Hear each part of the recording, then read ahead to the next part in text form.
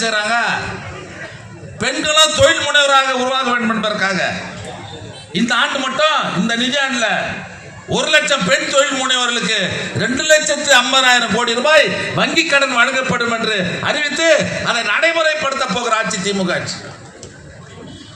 எங்க துறையில 9 புதிய சிப்கோ தொழிற்பேட்டைகள் காஞ்சிபுரம் திருமுடிவாக்கத்தில் உள்ளிட்ட 9 இடங்களில் 366 கோடி ரூபாய் மதிப்பில் சிட்கோ தொழிற்பேட்டைகளை 17,500 பேருக்கு வேலை கொடுக்கக்கூடிய அளவிற்கு அந்த தொழிற்பேட்டையை உருவாக்க இருக்கிறோம். காலை உணவு திட்டம் நாமெல்லாம் இப்போ சென்னை புறநகர் பகுதியில் இருக்கிறோம். சாதாரணமாக ஒரு சித்தால் வேலைக்கு போனால் கூட 800 ரூபா கூலி தரான், 900 ரூபா கூலி தரான். இப்போ நான் ராஜா ஈக்காலாம் வைக்கிறவன் எலெக்ஷனுக்கு போனோம். 140 ரூபா கூலி, 130 ரூபா கூலி அறுவடைக்கு போனால்.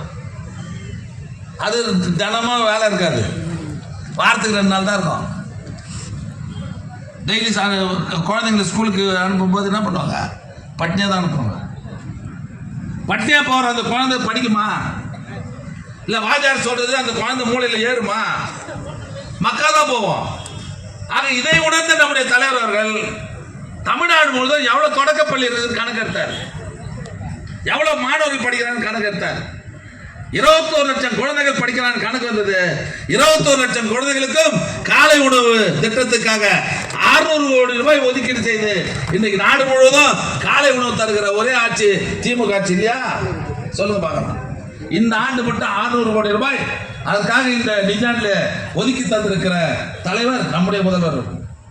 அது மட்டும் இல்ல, இன்னைக்கு பசங்க 60-70 வயசு ஆனவங்கலாம் நடுரோட்டில் விட்டு போயிடுறான், சாப்பாடு கொடுறது கிடையாது.